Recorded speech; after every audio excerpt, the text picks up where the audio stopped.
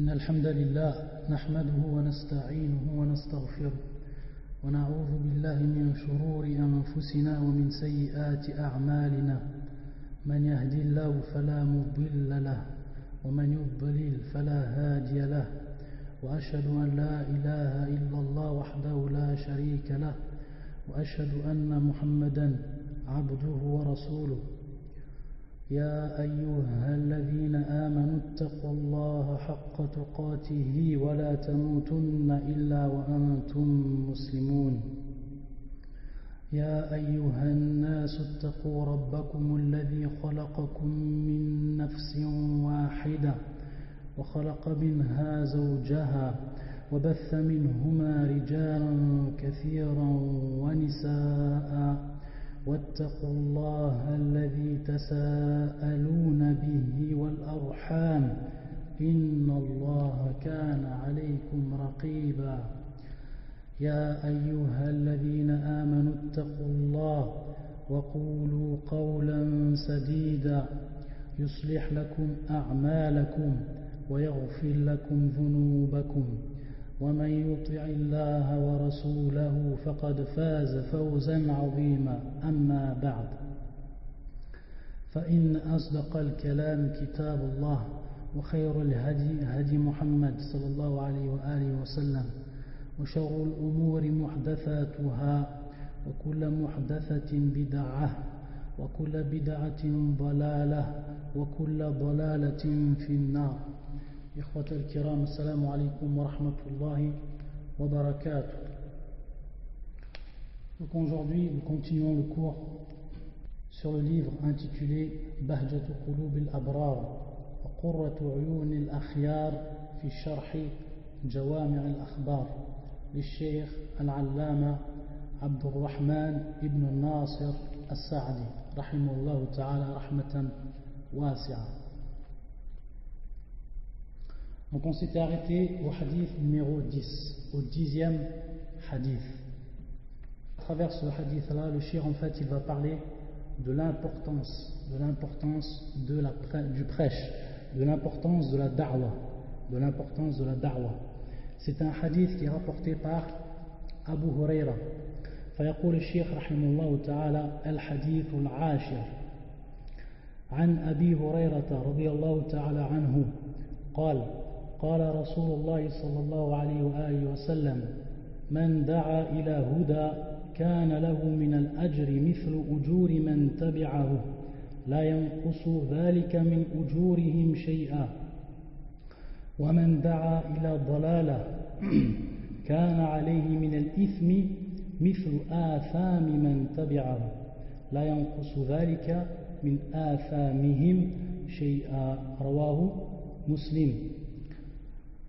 من دعا إلى هدى كان له من الأجر مثل أجور من تبعه لا ينقص ذلك من أجورهم شيئا ومن دعا إلى ضلالة كان عليه من الإثم مثل آثام من تبعه لا ينقص ذلك من آثامهم شيئا رواه l'imam Muslim.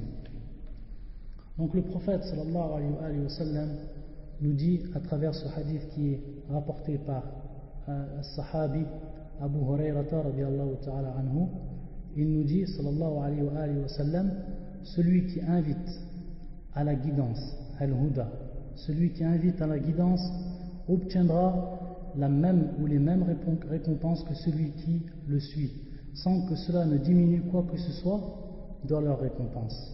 Et celui qui prône l'égarement, alors il récoltera ou il aura contre lui les péchés de celui qui l'a suivi sans que cela ne diminue quoi que ce soit de leurs péchés. Donc je répète le hadith, celui qui invite à la guidance, al-huda, obtiendra les mêmes récompenses que celui qui le suit dans cette guidance-là, sans que cela ne diminue quoi que ce soit de leur récompense. Et celui qui prône l'égarement, alors il aura contre lui ou récoltera les péchés de celui qui l'a suivi sans que cela ne diminue quoi que ce soit de ses péchés.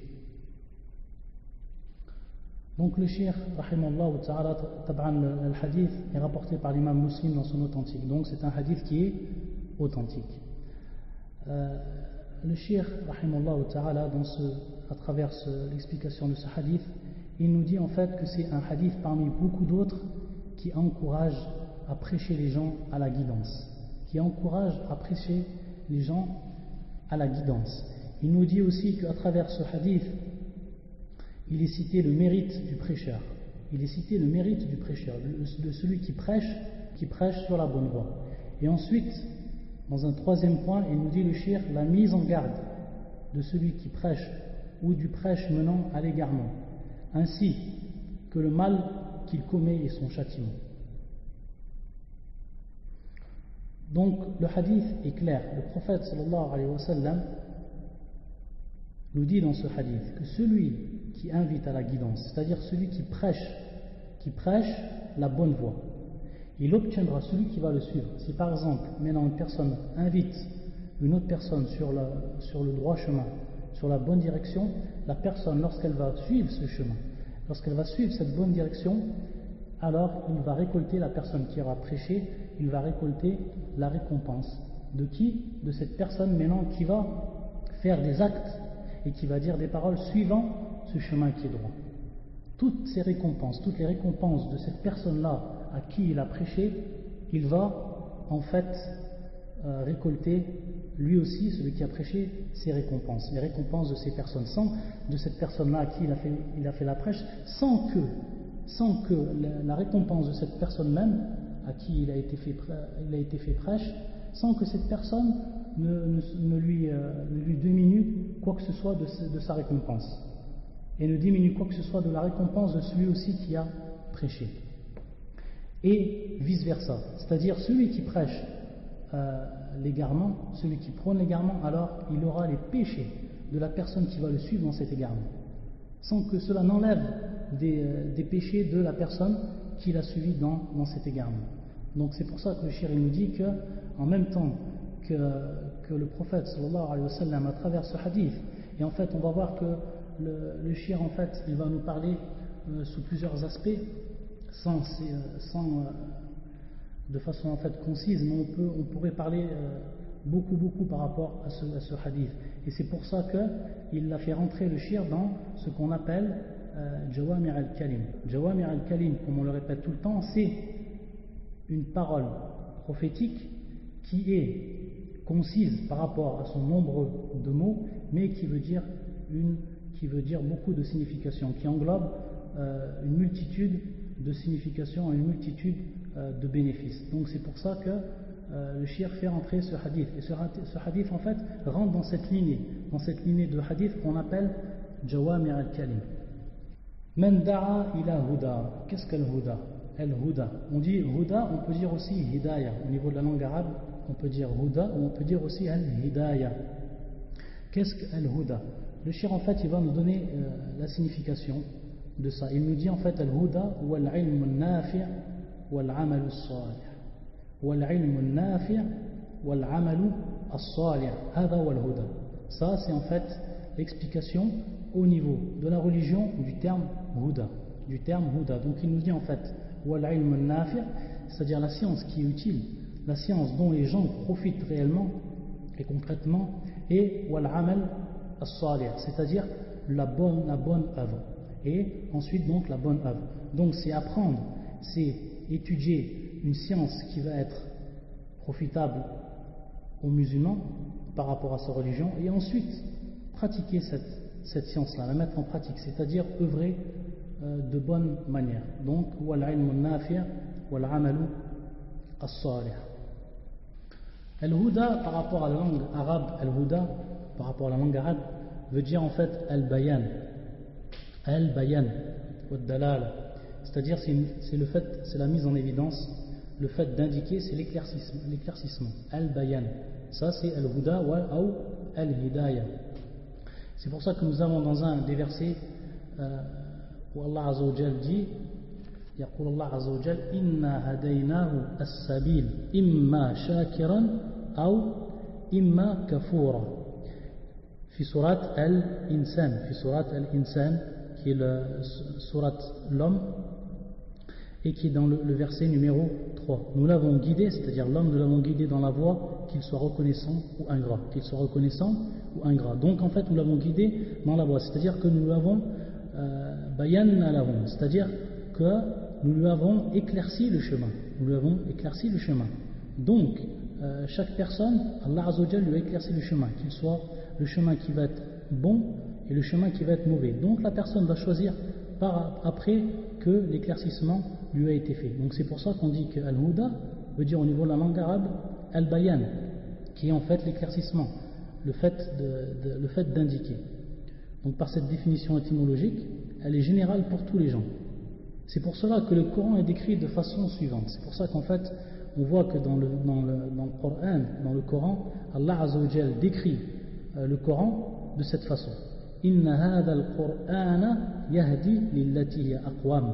C'est-à-dire, certes, ce Coran guide vers ce qu'il y a de plus droit. Certes, ce Coran guide, donc ici, yahdi, qui est le verbe qui vient en fait du terme huda, guider, certes, ce Coran guide vers ce qu'il y a de plus droit. Donc ça, c'est dans Surat Al-Isra. Surat Al-Isra, voyage nocturne, et c'est le verset numéro 9. Le verset numéro 9. Et c'est pour ça aussi que le prophète sallallahu alayhi wa sallam, par rapport à ce terme qui est général, il est décrit dans le Coran, Allah Azza wa Jal le décrit dans le Coran comme tel. يقول الله عز وجل وإنك لتهدي إلى صراط مستقيم وإنك لتهدي إلى صراط مستقيم. Certes, tu guides sur un droit chemin. C'est-à-dire que le prophète sallallahu alayhi wa sallam guide les gens sur un droit chemin. Il leur montre le droit chemin. Il leur met en évidence, il leur éclaircit le droit chemin du mauvais chemin. Donc à partir de là, les gens vont choisir en fait leur chemin. Qu'il soit en fait, comme Allah Azza wa Jal, imma shakiran ou imma kafura, qu'il soit reconnaissant envers Allah Azza wa Jal, ou qu'il soit ingrat, c'est-à-dire qu'il soit croyant ou qu'il soit mécréant. Donc ça en fait c'est al-huda au niveau de la langue arabe, qui est en fait, qui a la signification de al-bayan, qui est l'éclaircissement. Donc c'est pour ça قال النبي صلى الله عليه وسلم في هذا الحديث من دعا إلى هدى من دعا إلى هدى. Tandis que là en fait on va voir que la signification maintenant dans le hadith est plus précise. La signification dans le hadith est plus précise. C'est en fait une signification que donc le shir nous a donné. La maqala wal ilm al-nafi' wal amalu as-salih. Al-ilm al-nafi' wal amalu as-salih. Et en fait on peut voir qu'au niveau de la religion, on voit qu'Al-Huda ou Al-Hidayah se divise en deux parties. Ou en fait en deux catégories. Donc la première catégorie, en fait, bayan, c'est le fait en fait de montrer aux gens la bonne voie de la mauvaise voie. La bonne voie de la mauvaise voie. Et c'est en fait ici où le prophète sallallahu alayhi wa sallam, c'est-à-dire quelqu'un qui montre en fait la bonne direction. Donc ça en fait c'est la première catégorie. Ensuite la deuxième catégorie, bima'na at-tawfiq wal-ilham. Al-hidayatu at-tawfiqiyya, c'est-à-dire que en fait c'est un tawfiq, c'est-à-dire c'est un accord et c'est une inspiration de la part d'Allah Azza wa Jal. Donc ça c'est une guidance en fait qui est propre à l'accord d'Allah Azza wa Jal. C'est Allah Azza wa Jal qui en fait guide les gens sur le droit chemin. C'est-à-dire qui leur inspire le droit chemin et qui leur permet d'être guidés sur ce droit chemin. Donc par rapport à ça, on comprend que en fait ce droit ou cette guidance-là n'appartient qu'à Allah Azza wa Jal. Donc dans la première catégorie, cette guidance-là, c'est le fait en fait, comme on a dit, el bayan, c'est-à-dire le fait de mettre en évidence. Donc le prophète sallallahu alayhi wa sallam avait la mission de montrer aux gens la bonne guidée et de les avertir de la bonne guidance, ou de les avertir du mauvais chemin. Donc par rapport à ça, on comprend que c'est en fait el bayan. Le prophète sallallahu alayhi wa sallam montre la bonne direction de la mauvaise direction. Et il n'a pas de pouvoir, il n'a aucun pouvoir par rapport au fait de diriger les gens sur le droit chemin.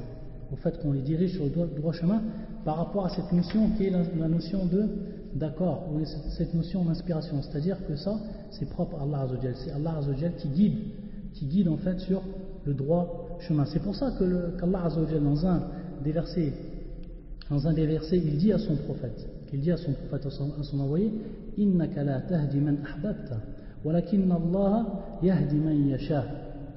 Donc c'est pour cela que tu ne diriges pas celui que tu aimes, mais c'est Allah qui guide qui il veut. C'est-à-dire qu'ici on voit que le ma'na al-huda ou al-hidayah, il y a al-hidayatu at-tawfiqiyya. C'est-à-dire qu'en fait c'est une guidance qui est propre à l'accord d'Allah Azza wa Jal, qui est propre à son accord. C'est lui qui donne l'accord à la personne pour qu'elle rentre sur la bonne voie. Et c'est en fait aussi la signification du verset suivant, فَمَنْ يُرِيدِ اللَّهُ أَنْ يَهْدِيَهُ يَشْرَحْ صَدْرَهُ لِلْإِسْلَامِ. C'est-à-dire quiconque Allah Azza wa Jal veut guider, il lui ouvre alors sa poitrine, il lui ouvre la poitrine à l'islam. Donc la personne qu'Allah Azza wa Jal veut guider, il lui ouvre la poitrine à l'islam. يَشْرَحْ صَدْرَهُ لِلْإِسْلَامِ. Donc ça c'est en fait la deuxième catégorie de al-huda. Donc par rapport à ça on voit que dans le hadith, al-huda c'est la première catégorie. Pourquoi? Parce que la personne, que ce soit le prophète sallallahu alayhi wa sallam ou que ce soit le prêcheur, celui qui suit la voie du prophète sallallahu alayhi wa sallam, ne peut guider les gens. C'est-à-dire ne peut guider les gens et mettre tous sur le droit chemin. Simplement sa fonction à lui, c'est de montrer la bonne voie. Donc au moment où il a montré la bonne voie et qu'Allah Azza wa Jal a donné son accord à cette personne pour qu'elle soit dirigée sur la bonne voie, à ce moment-là, elle va récolter la récompense. À ce moment-là, elle va récolter la récompense. Taïb. Ensuite, le cheikh, rahimallahu ta'ala, maintenant il va dire qui c'est qui rentre en fait sous ce hadith, c'est-à-dire qui a le mérite en fait d'avoir la récompense de celui en fait qui l'a guidé sur la bonne voie. En fait, il dit, cela concerne al-mu'allim, c'est-à-dire cela concerne l'enseignant, celui qui enseigne. Donc chaque personne qui oriente ses étudiants et qui oriente ceux qui apprennent chez lui vers le chemin de la droiture, par lequel ils vont réussir donc à acquérir une science qui va les aider à se diriger sur la bonne voie, alors il va faire partie en fait des prêcheurs de la guidance, c'est-à-dire des prêcheurs qui prêchent sur la bonne voie, des personnes qui appellent à la guidance. Donc ça c'est pour le cas de l'enseignant. Donc l'enseignant va rentrer dans ce hadith et va avoir la récompense qui est promise par rapport à ce hadith, ou le contenu de ce hadith, lorsqu'il montre à ses étudiants en fait le bon chemin et la bonne voie.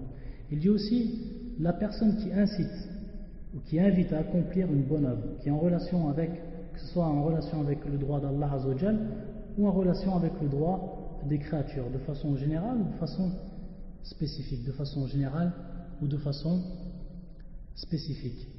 Donc par rapport à ça, on voit que la personne qui incite à accomplir une bonne œuvre va rentrer en fait sous ce hadith, c'est-à-dire qu'elle va être une personne qui va être considérée comme quelqu'un qui a invité à la guidance, Man da'a ila huda.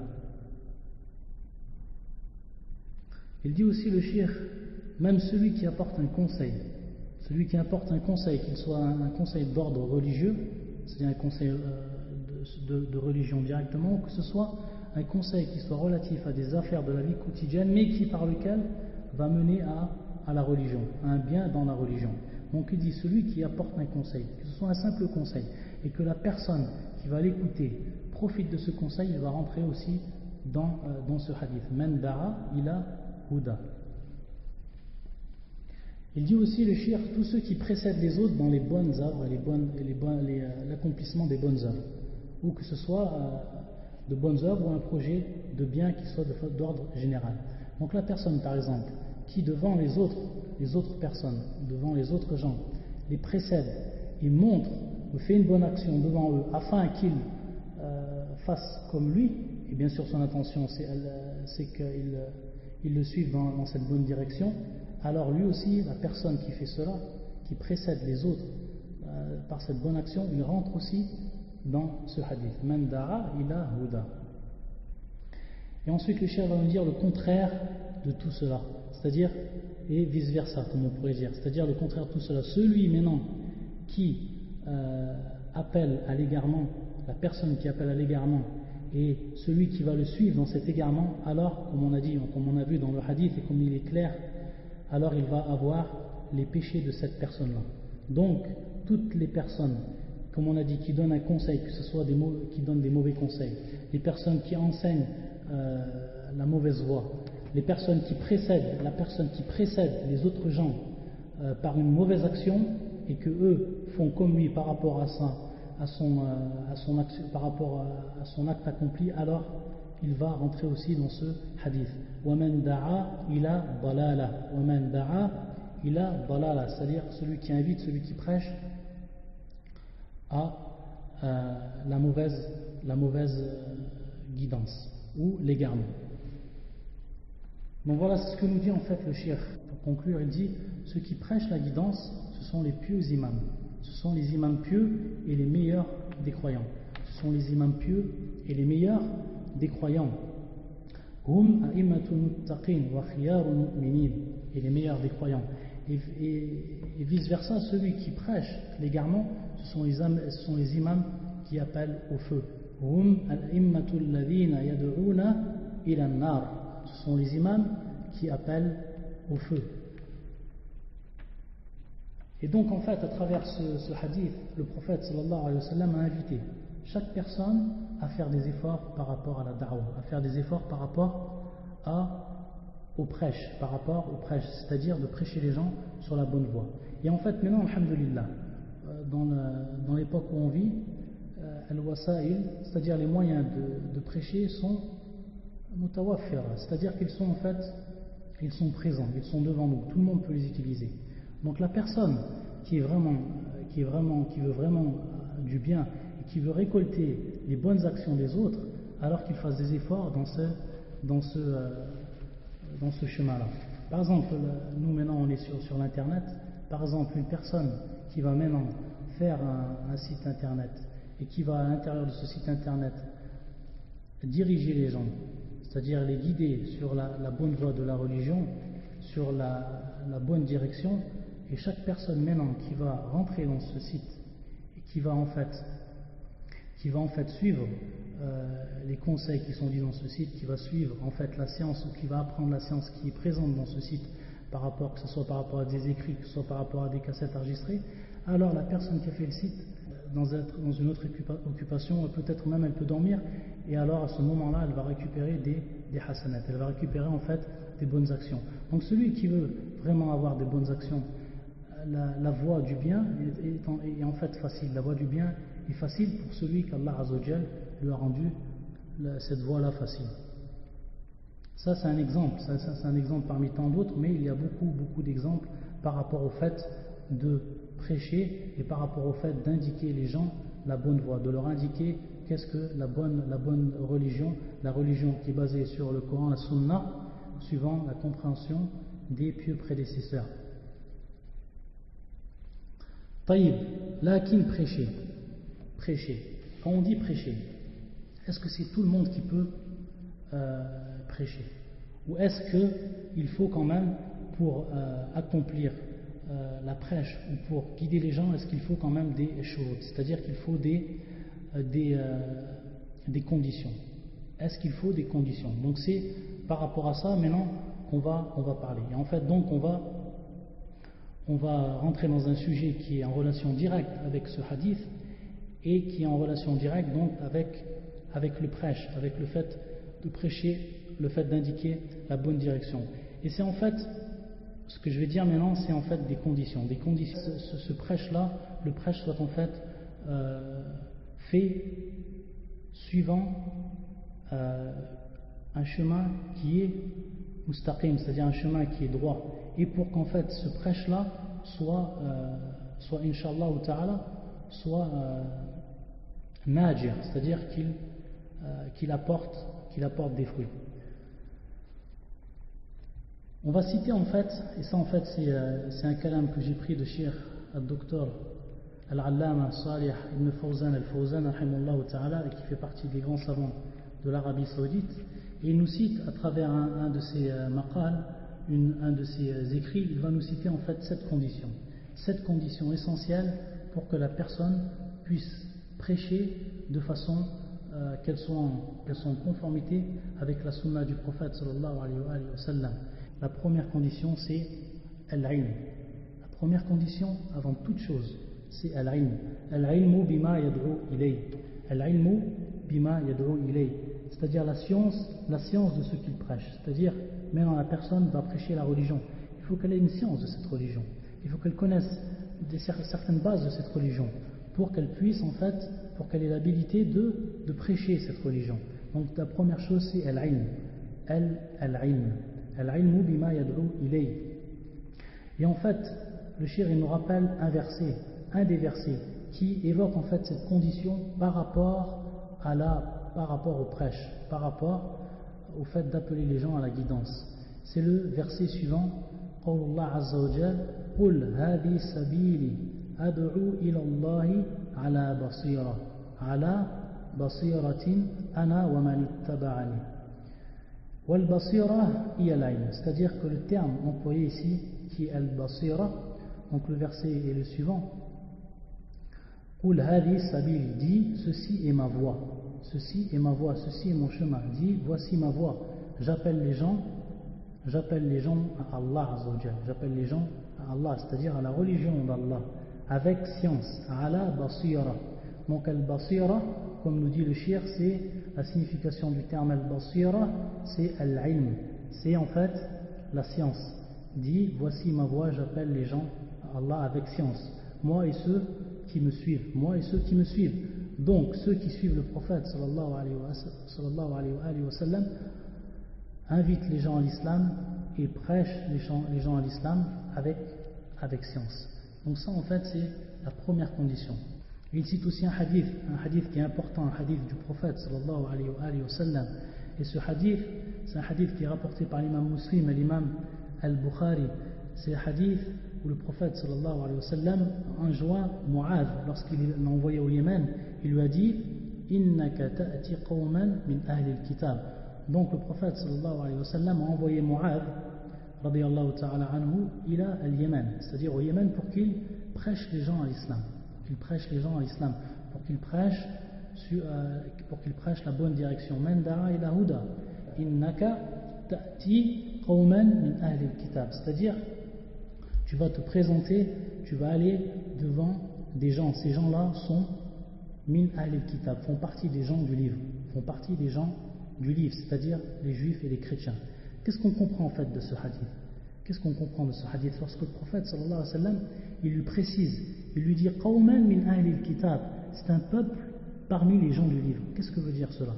Ça veut dire que Mu'adh, maintenant, lorsqu'il va aller chez eux, il va automatiquement avoir de la science avec lui pour pouvoir appeler ces gens qui sont les juifs et les chrétiens à l'islam. Et automatiquement, comme le shir en fait nous le précise, ça va lui demander qu'ils connaissent aussi ces gens-là, c'est-à-dire qu'ils connaissent leurs croyances, qu'ils connaissent leur religion et qu'ils connaissent leurs shubuhat, qu'ils connaissent en fait les doutes qu'ils ont. Eux, ils ont un khalal, c'est-à-dire ils ont un problème au niveau de leurs croyances. Donc, Mu'adh, il faut qu'à ce moment-là, ils savent que ces gens, qu'ils sachent en fait la croyance de ces gens, et qu'ils sachent comment il va les appeler. Il va les appeler à l'islam. Donc c'est pour ça que le prophète sallallahu alayhi wa sallam lui a dit qawman min ahli al-kitab, qawman min ahli al-kitab. Et donc le shir, comme il nous dit si la personne veut prêcher, veut appeler les gens à l'islam, si maintenant il le fait sans science, la première personne qui va venir vers lui, par exemple, comme nous le dit le shir, ulama as-sou, c'est-à-dire les gens qui ont eux de la science, mais qui ont en fait une mauvaise croyance, qui suivent en fait une mauvaise direction. Ces gens-là, comment lui, il va pouvoir réfuter en fait leur shubuhat, c'est-à-dire les doutes qu'ils émettent, comment il va pouvoir les réfuter s'il n'a pas de science? Comment il va pouvoir les réfuter s'il n'a pas de science? Donc c'est pour ça, lorsque la personne prêche, ce qu'elle prêche, même si c'est peu, il faut qu'elle le fasse avec science. Et à travers cela, on peut faire aussi, on peut donner conseil à beaucoup de frères qui, des moments, par exemple, comme on peut le voir sur le Paltalk, qui en fait commencent à faire ce qu'on appelle des jidal, qui commencent à rentrer en fait dans des jidal ou des discussions avec des gens qui ne suivent pas la bonne direction quant à la croyance et quant à à la sunna du prophète sallallahu alayhi wa sallam. Le problème, c'est que la personne ne sait pas à qui il a affaire, elle ne sait pas la personne qui est devant lui. Peut-être c'est une personne qui va avoir de la science, une personne qui a de la science, c'est-à-dire qui a étudié, qui connaît bien en fait son sujet. Donc il peut entrer, la personne, elle, qui a une bonne niya, c'est-à-dire qui a une bonne croyance, qui a une bonne niya, et qui veut en fait, devant les autres gens, prouver que cette personne a tort, si elle le fait et elle n'a pas suffisamment de science, si elle n'est pas calée au niveau de la science, et elle ne sait pas comment refuter la croyance de cette personne-là sous toutes ses coutures, sous tous ses points, elle peut tomber dans un carrément contraire de ce qu'on a dit, c'est-à-dire qu'elle va peut-être même égarer les gens, elle va être un sabab pour égarer les gens. Pourquoi? Parce que la personne à qui elle va essayer de faire qui va essayer de refuter en fait ses doutes, elle peut-être avoir plus de science que lui. Et donc qu'est-ce qui va arriver? C'est que sa choubouat, c'est-à-dire le doute qu'il va émettre maintenant, il ne va pas avoir la capacité de le réfuter. Donc les gens qui vont écouter, les gens qui vont assister à ce cours-là, qu'est-ce qui va se passer? Ils vont croire en fait que c'est choubouat. Ils vont croire en fait que ce doute qui est en fait faux, ils vont croire que c'est la vérité. Et lui en fait il va avoir une responsabilité dans ça. Pourquoi? Parce qu'il a essayé de prêcher une personne sans avoir un minimum de science et sans avoir une science qui est suffisante par rapport ou pour en fait réfuter la croyance ou pour réfuter les doutes que cette personne va émettre. Et lui, quant à sa science qu'il a et qui est dans ce cas-là plus fort, il va en fait va pouvoir faire valoriser en fait la croyance qu'il a. Et même si c'est une croyance qui est fausse, même si c'est une croyance qui est fausse. Donc ça c'est une chose qu'il faut faire très attention. Une chose où ce n'est pas un jeu. C'est-à-dire le fait de faire du jidal avec des gens, ce n'est pas un jeu. Bien au contraire, c'est une grande responsabilité. La personne qui fait cela va prendre une grande responsabilité, premièrement devant Allah Azza wa Jal et devant les gens qui sont en train d'écouter. Devant les gens qui sont en train d'écouter. Si lui n'a pas la capacité de réfuter ce doute-là, alors il va faire tomber les autres avec lui dans un doute. Subhanallah. Wa hadha fasadun azim. Ça en fait c'est un mal, un grand mal. Et la personne dans ce cas-là, on ne va pas dire qu'elle man da'a ila huda. Au contraire, elle va être responsable en fait de l'égarement peut-être de certaines personnes. Donc ça c'est une condition. C'est pour ça que le shir, lorsqu'il parle de cette première condition qui est al-ilm, il dit bien en fait, il précise bien en fait qu'il faut qu'il ait un minimum de science jusqu'à qu'il ait la capacité de réfuter les doutes des gens qui sont dans l'égarement, les gens qui sont sur la mauvaise voie. Ensuite, la deuxième condition que le shir nous cite, al-amalu bima yad'u ilayhi. Al-amalu bima yad'u ilayhi. C'est-à-dire qu'il applique ce à quoi il appelle, ce à quoi il prêche. Qu'il applique ce à quoi il prêche. Donc ça c'est al-amal. Ça c'est al-amal. Et donc maintenant, à partir de maintenant, on va voir en fait que c'est en fait dans la signification que le shir nous a donnée. Al-ilm al-nafi', qui est la première condition, et la deuxième condition, al-amalu as-salih, qui est en fait la bonne œuvre, c'est-à-dire être un exemple pour les autres, c'est-à-dire être un exemple pour les autres. Et pour que tu sois un exemple pour les autres, il faut que ta science, il faut que tes actes soient en conformité avec ta science. Si maintenant la personne voit que toi tu prêches et que en fait tu appelles à une croyance ou que tu appelles à un comportement et que toi tu fais le contraire, tu dis des choses qui sont ensuite contraires à cette croyance ou que tu fais des choses qui sont contraires au comportement pour lequel tu prêches, alors ça va être, comment dire, un khalal, ça veut dire, ça va être un défaut par rapport à ta croyance, C'est pour ça que les shir en fait nous citent un des versets, et ce verset-là, c'est en fait la parole du prophète Shu'aib, alayhi salam, lorsqu'il parle à son peuple. Donc Shu'aib qui est un des prophètes d'Allah Azza wa Jal, et qui a invité son peuple à la bonne religion, à la droiture. Mada yaqul يقول وما أريد أن أخالفكم إلى ما أنهاكم عنه إن أريد إلا الإصلاح ما استطعت. C'est-à-dire, je ne veux nullement faire ce que je vous interdis. Je ne veux que la réforme autant que je le puis. Donc ça, c'est une preuve. C'est une preuve que le da'i, que la personne qui prêche, elle doit automatiquement appliquer ce à quoi elle prêche, c'est-à-dire œuvrer en conformité avec à ce quoi elle appelle, à ce quoi elle prêche. Comme nous le dit ici, et comme nous fait part Shu'aib lorsqu'il parle à son peuple, je ne veux nullement faire ce que je vous interdis. C'est-à-dire, je ne veux nullement faire ce que je vous interdis. Moi, je vous interdis de ne pas adorer les statues et d'adorer Allah Azza wa Jalla lui seul, donc je ne vais pas faire cette chose-là. Ce serait contraire en fait. Ce serait contraire à cela. ويقول الله عز وجل ومن أحسن قولا ممن دعا إلى الله وعمل صالحا. C'est-à-dire, et qui dit de plus belles paroles que celui qui appelle à Allah et fait bonne œuvre. Et qui dit de plus belles paroles que celui qui appelle à Allah yad'u ila Allah Azza wa Jalla et fait de bonnes œuvres, qui pratique ce à quoi il appelle. Donc ça, c'est en fait la deuxième condition. La première condition, al-ilm. La deuxième condition, al-amal. Ensuite, la troisième condition, al-ikhlas. Al-ikhlas. C'est-à-dire que la personne, dans cette da'wa-là, dans cette da'wa qu'elle fait, il faut que son intention soit dirigée vers Allah Azza wa Jalla l'unique. Et qu'il ne veut pas, par cette da'wa-là, une notoriété, obtenir ou l'ostentation, c'est-à-dire le fait de se faire voir devant les gens, ou qu'elle cherche par rapport à cette da'wa-là, par rapport à cette prêche, de grimper dans les échelons de la société, ou toute autre chose qui est en contradiction en fait avec al-ikhlas, Sinon, si cette personne même en veut par sa da'wa la notoriété, automatiquement ça va devenir un prêche, une da'wa qui va en fait être une da'wa pour lui-même, c'est-à-dire qu'il va appeler les gens à lui-même, il ne va plus appeler les gens à Allah Azza wa Jal, il va appeler les gens à lui-même. C'est pour ça que les prophètes disaient à leur peuple la as'alukum alayhi ajran wa la as'alukum alayhi malan, c'est-à-dire que je ne vous demande pas, ô vous mon peuple, par rapport à mon prêche, une récompense, et je ne demande pas de l'argent. Ce que je fais, c'est pour Allah Azza wa Jal, sans demander en compensation de l'argent ou une récompense. Donc ça, c'est la troisième condition, c'est al-ikhlas. La première condition, al-ilm. La deuxième, al-amal. Troisième, al-ikhlas. La quatrième condition, al-bad'u bil-ahammi fal-aham. Al-bad'u bil-ahammi fal-aham.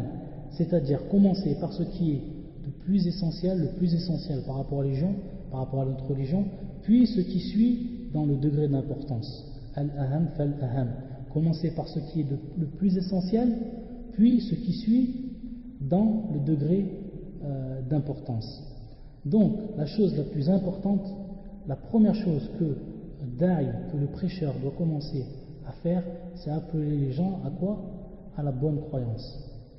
Ila islah al-aqidah, comme yaqul le cheikh, c'est-à-dire à la réformation de leurs croyances qui sont en général mauvaises. Comme on peut voir, chaque personne maintenant peut voir l'état de la communauté, et chaque personne même qui va faire le hajj, qui fait le pèlerinage, peut s'apercevoir de l'état de la communauté par rapport à leurs croyances, par rapport au shirkiyat, par rapport à l'associationnisme qu'ils ont.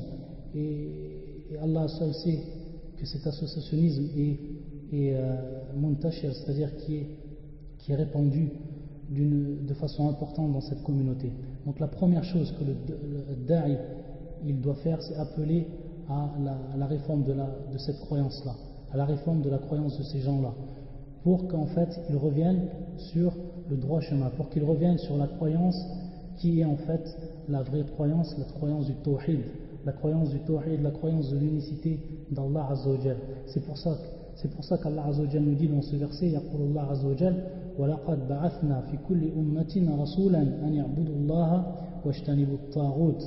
Nous avons envoyé dans chaque communauté un messager pour leur dire, c'est-à-dire pour dire à cette communauté, adorez Allah et écartez-vous du tarout, c'est-à-dire adorez Allah Azza wa Jal. Ça c'est le tawhid al-uluhiyya, et l'adoration d'Allah Azza wa Jal. Adoration d'Allah Azza wa Jal, écartez-vous du tarout, c'est-à-dire écartez-vous de tout ce qui est adoré en dehors d'Allah, écartez-vous de tout ce qui est adoré en dehors d'Allah Azza wa Jal. Donc ça c'est une preuve que le da'i commence dans un premier temps par le tawhid, et ensuite bi'iqamati salah, c'est-à-dire par la prière, ensuite par fi'l al-wajibat, c'est-à-dire les obligations, wa tark al-muharramat, c'est-à-dire délaisser ce qui est interdit. Donc ça c'est la première chose que le da'i doit faire. وقال الله عز وجل وما أرسلنا من قبلك من رسول إلا نوحي إليه أنه لا إله إلا أنا فاعبدون لا إله إلا أنا فاعبدون.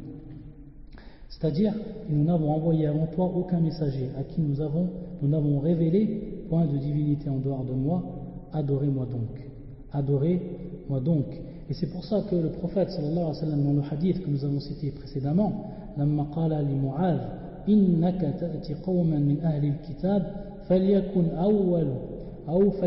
أول ما تدعوهم إليه شهادة أن لا إله إلا الله وفي رواية أن يوحدوا الله. C'est-à-dire que le prophète sallallahu alayhi wa sallam enjoint Mu'adh, lorsqu'il l'a envoyé au Yémen, il lui enjoint que la première chose qu'il va leur dire, la première chose à quoi il va les appeler au tawhid.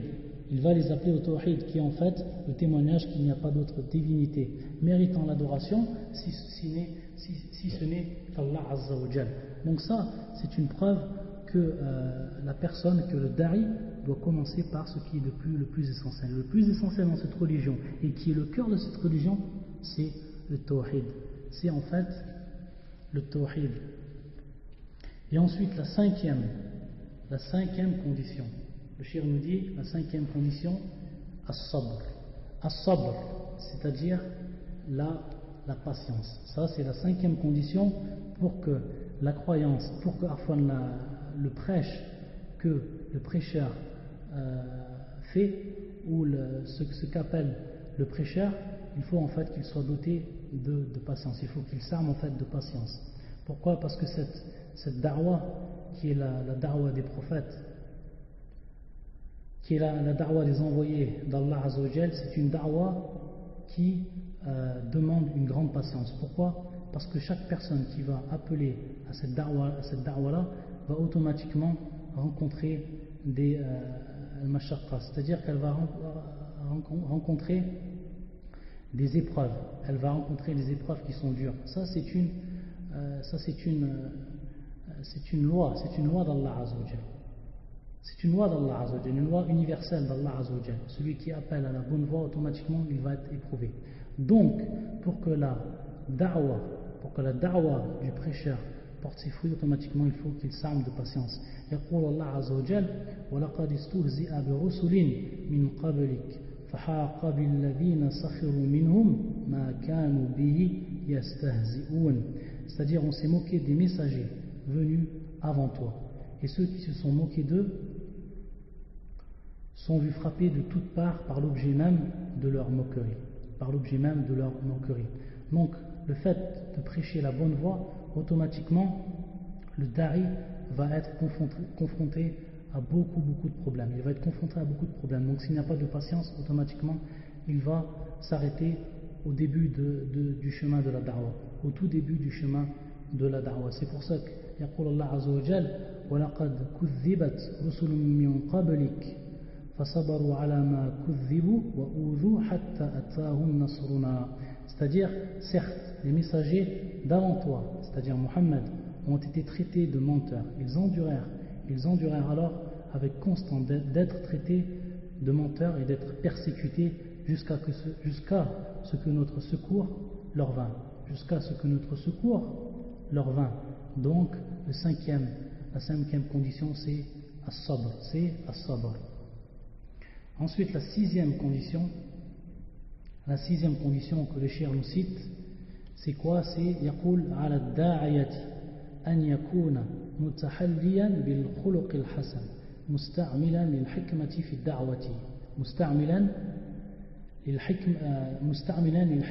الدعوة c'est-à-dire que celui qui prêche, que le prêcheur doit se doter d'un bon comportement, c'est-à-dire il doit avoir un bon comportement.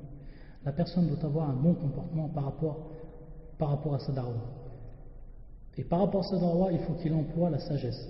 Et la sagesse, en fait, c'est de mettre une chose dans son bon emplacement, dans son bon emplacement. Donc, la personne doit dans un premier temps avoir un bon comportement. Ça, c'est essentiel par rapport à la da'wa. La personne qui n'a pas un bon comportement, jamais sa da'wa ne réussira.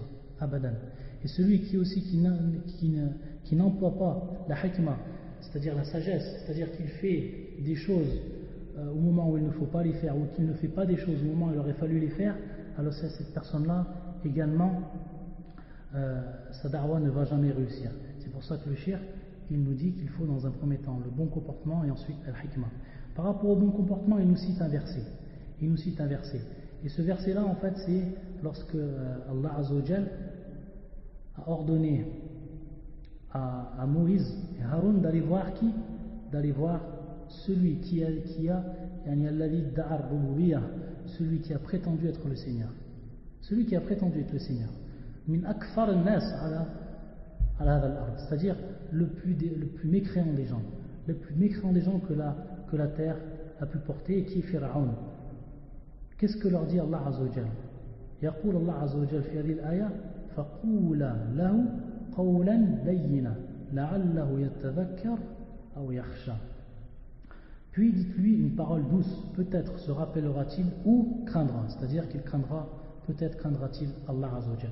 Donc cette personne qui est la personne la plus mécréante, lorsque Moïse et son frère vont aller le voir, Allah Azza wa Jal leur enjoint de quoi? Leur enjoint de lui dire une parole qui est douce. De lui dire une parole qui est douce. Donc de faire preuve d'un bon comportement, d'un comportement exemplaire, et d'utiliser donc al-hikmah, c'est-à-dire la sagesse. ويقول الله عز وجل ادعو إلى سبيل ربك بالحكمة والموعظة الحسنة وجادلهم بالتي هي أحسن. C'est-à-dire, il dit à son prophète sallallahu alayhi wa sallam d'appeler les gens ou d'appeler au chantier de son Seigneur, c'est-à-dire qu'il a la religion cette religion-là, la religion du tawhid, bil hikmati, c'est-à-dire avec sagesse, wal mu'idati al hasani,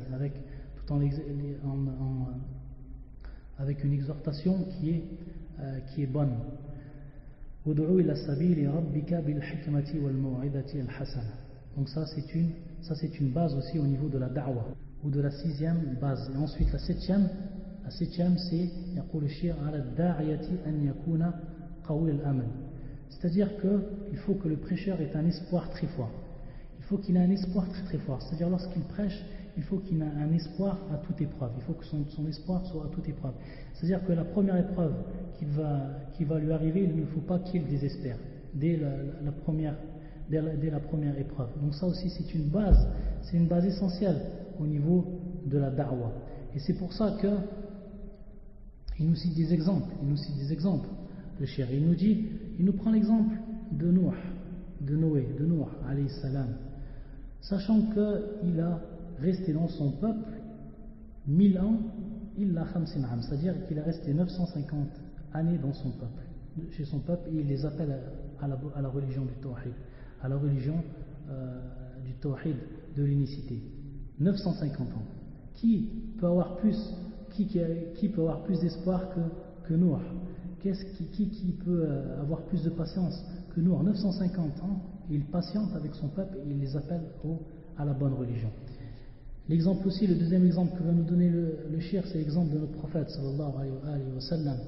Lorsque ishtadda alayhi al-kuffar, c'est-à-dire lorsque l'épreuve, c'est-à-dire qu'au moment où l'épreuve est devenue à un tel point, où l'épreuve est devenue si forte, si dure à endurer, l'ange des montagnes est venu voir le prophète sallallahu alayhi wa sallam et lui a demandé permission. Il lui a dit: est-ce que tu veux que je referme les deux flancs de la montagne sur eux, c'est-à-dire les écraser, c'est-à-dire les anéantir?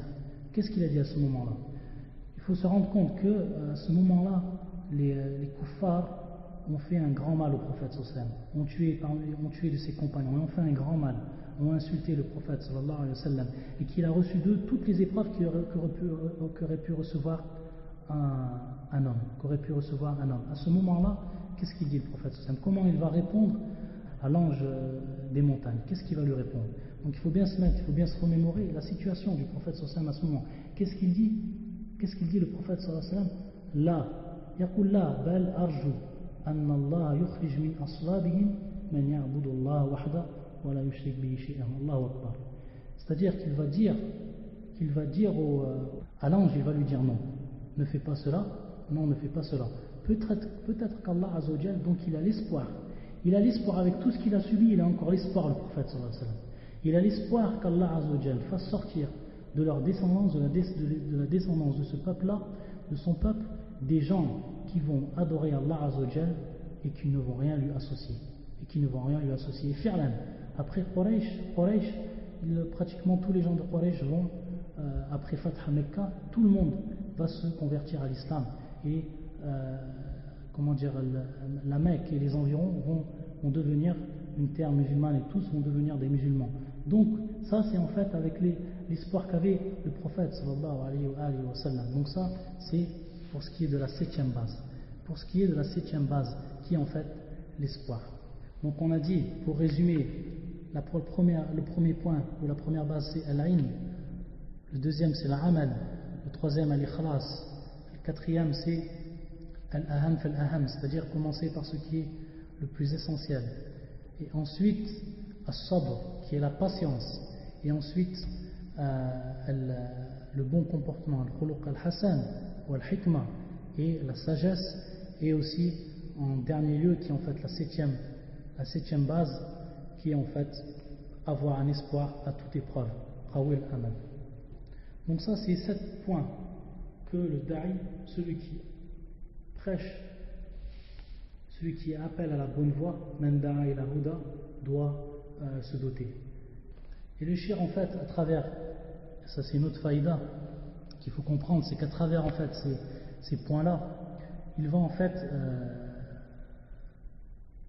c'est-à-dire qu'il va éclaircir, il va faire la lumière sur certains jama'at, sur certains groupes qui vont en fait à l'encontre de ces conditions, et qui sont en fait des conditions, comme on l'a vu, qui sont tirées des conditions qui sont tirées du Coran et de la Sunna, et qui sont en fait des conditions propres au prêche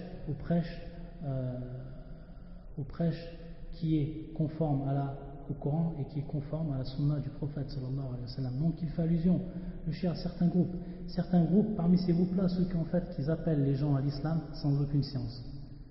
Ceux qui appellent les gens à l'islam sans aucune science. Ces gens-là, ils vont en fait à l'encontre du verset qu'on a cité. Ils vont à l'encontre du verset qu'on a cité.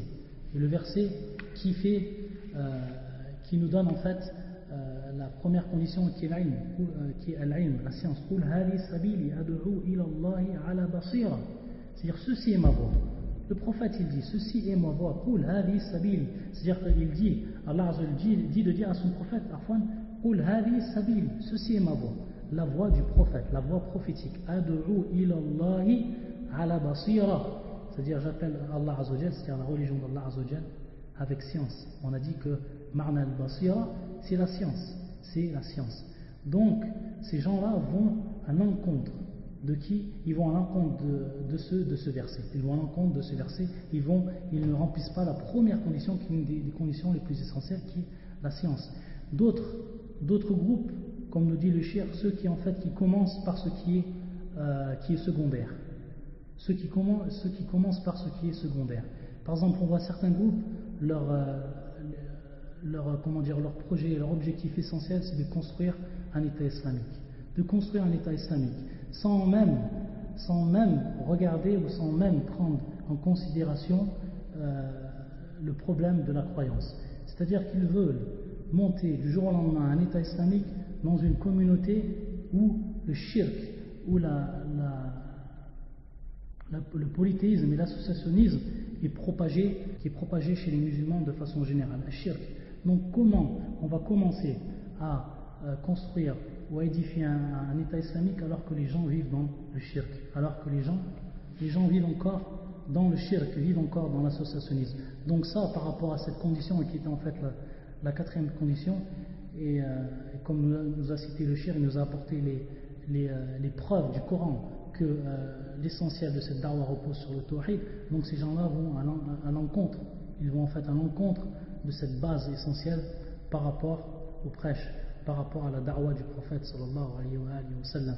Sachant que le prophète a vécu 13 ans à la Mecque. Il a vécu 13 ans à la Mecque. Durant 13 ans, kana yad'u ila la ilaha illallah. C'est-à-dire qu'il prêchait tawhid al-uluhiyya, qu'il prêchait en fait l'unicité. Ça a été sa mission durant 13 ans. Durant 13 ans, il a prêché les gens à avoir une croyance authentique. Une fois qu'ils ont une croyance authentique, ils ont commencé à propager cette religion par le djihad, et ils ont commencé à construire et à former un État islamique à Médine. Donc ça, en fait, ça c'est la da'wah du prophète sallallahu alayhi wa sallam. Et ceux donc qui vont à l'encontre de cette da'wah là donc sont sur un mauvais chemin. Sont sur un mauvais chemin sans même un seul doute. Et c'est pour ça que le shir, subhanallah, il donne en fait, il donne une image. Il dit en fait, ces gens-là, que ce soit le premier ou le deuxième groupe, c'est comme s'ils voulaient en fait guérir le corps d'un malade dont la tête est coupée. C'est comme s'ils voulaient guérir le corps d'un malade dont la tête est coupée. Pourquoi? لأن يقول الشيخ لأن العقيدة من الدين بمنزلة الرأس من الجسد. C'est-à-dire que la croyance par rapport à cette religion est bimanzila, et en fait comme la tête par rapport au corps. Donc ces gens-là en fait veulent guérir un être qui est malade et dont sa tête est coupée. Donc en fait c'est l'exemple que nous donne en fait le cheikh rahimahullah ta'ala. Et voilà pour ce qui est en fait des 7 shurut, c'est-à-dire conditions sur laquelle doit être basé le prêche. Donc voilà, c'était un sujet qui était important à dire et qui était en relation directement avec ce hadith, ce 10e hadith. Et Inch'Allah, la semaine prochaine, Inch'Allah, on continue.